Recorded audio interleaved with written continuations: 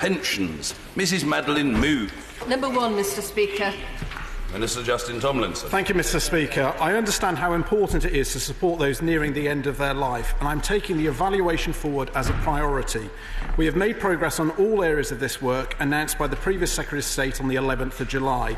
As a next step, we'll be holding a workshop event on the 29th of October to gather key stakeholder views. Mrs Madeline Moon. Thank you, Mr Speaker.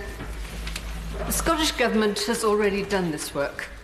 The Scottish Government has talked with the medical profession, they've talked with the third sector, they've talked with patients.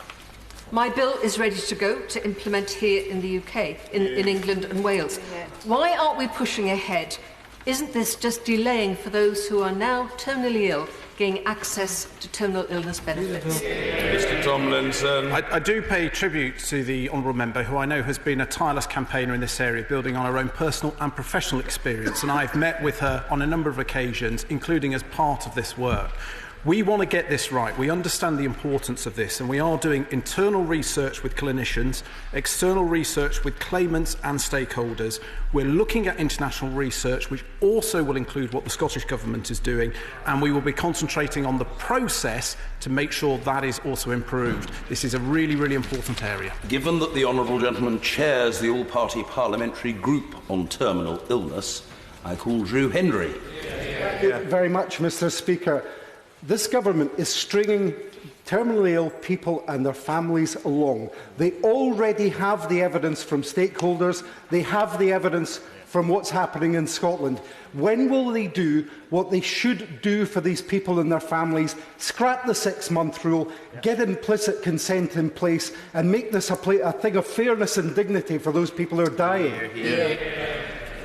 I do pay tribute to the honourable member for his work that he does chairing the all-party parliamentary group, and we do take this seriously, which is why we are doing this thorough evaluation. We're already working with organisations like Marie Curie, MND, Royal College of Nurses, the BMA, the Hospice UK, Association of Palliative Methodology, Macmillan, Queen's Nursing, and Sue Ryder. We've got to get the balance right so that those who should be getting the fast-track access to the support are always prioritised, and we will be doing a thorough evaluation to make sure we get that right. Sir Vincent Cable. Is the Minister aware that when a terminally ill person dies, there can then be severe financial stress for the carer?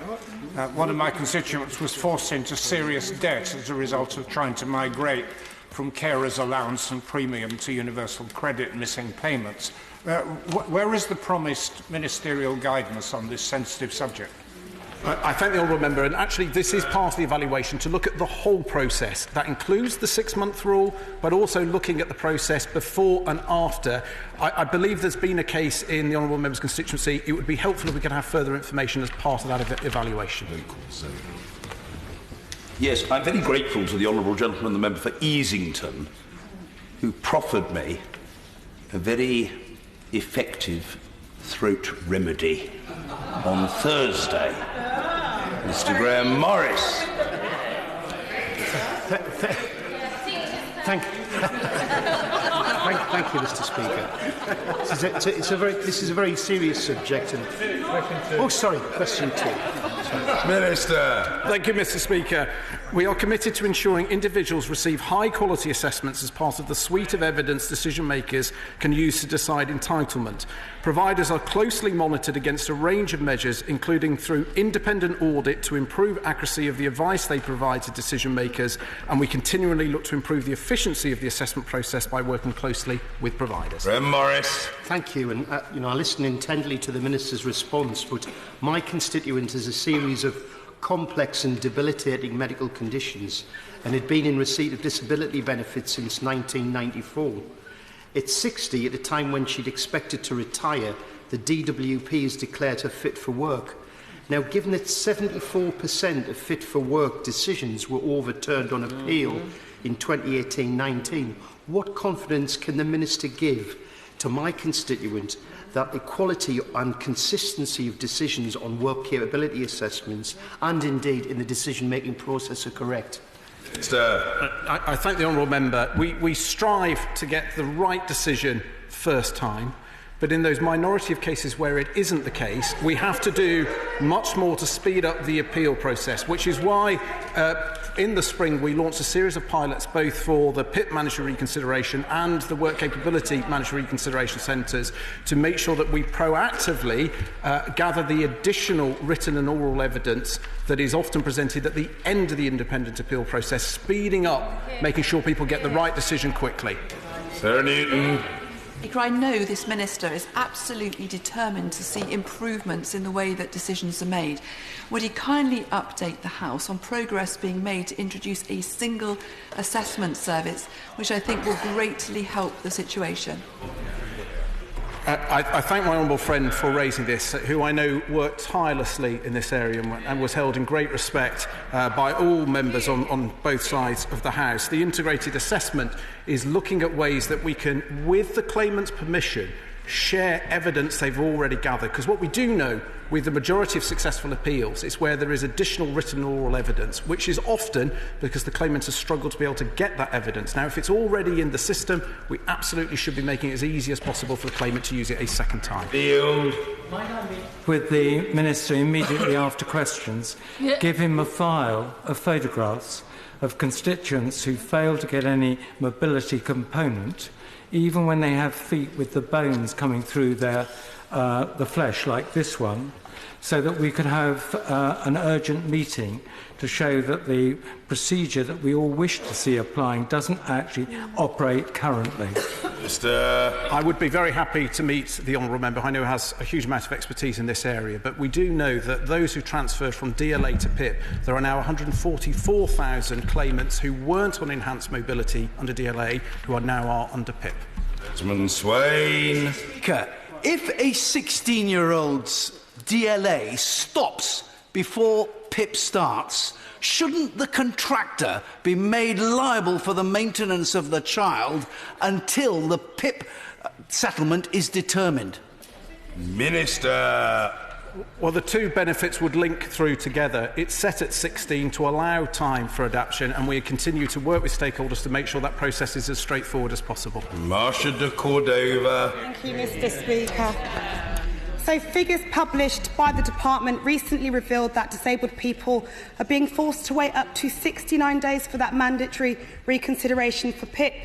This process is a barrier to accessing vital social security and for many is a deliberate delay to the appeal process, as 85% of MR decisions are upheld. But on appeal, almost three-quarters are overturned. So will the Minister lay out his plans to improve the failing process, or will he follow Labour's lead and scrap the unfit for purpose assessment? The honourable member is absolutely right to highlight the need to improve mandatory reconsiderations, which is why we brought forward the pilots in spring. Because what they are doing, they are proactively gathering the additional written and oral evidence that was often presented at the end of the independent appeal process, which would sometimes take a year or even longer. That wasn't acceptable. And we've been doing this over the summer. We're now doing it in all PIP and work capability assessment, PIP mandatory consideration places. I've even been to visit one over the summer in Cardiff. We are seeing some fantastic results because, rightly, we are speaking directly to those claimants to ask them why they're challenging the decision, and this will make a big difference, and stakeholders warmly welcome it. Jessica Morden. Question number 3, Mr. Speaker. Minister Tomlinson. With your permission, Mr. Speaker, I'd like to answer question 3 with question number 18. Universal Credit targets additional support to a wider group than the system it replaces, with a much higher rate for severely disabled people than the ESA equivalent. Around 1 million disabled households will gain on average £100 more per month on Universal Credit than on legacy benefits. Morden. It's shameful that it took the government 15 months and a High Court ruling to sort out payments for those with severe disabilities, but it goes on. Why does a young constituent who has Down syndrome making a new claim have to wait over 3 months for a full payment? Minister. Well, we continue to work with stakeholders and claimants to make sure that the system is improved and that we can be as quickly as possible. I would encourage members on the opposite side of the House to support the £600 million worth of additional support for the SDP and not pray against those regulations. Debbie Abrahams. The Minister says that the reality is if you're a new claimant on universal credit, you will be £180 a month worse off as a result of disability premiums not being available to them. This, I have to say, Mr. Speaker, is in addition to what we know is an increasing number of disabled people who are dying after being found fit for work or having been refused PIP. When will the government ensure that disabled people are not discriminated against, are adequately resourced, as they are doing through the Labour Party's policy? Mr. Speaker, this government is spending an additional £9 billion per year, a record high of £55 billion, supporting those with disabilities and long-term health conditions. And the universal credit rate for the most severely disabled is more than double for the equivalent ESA support group rate at £336.20 against a legacy payment of just £167.05.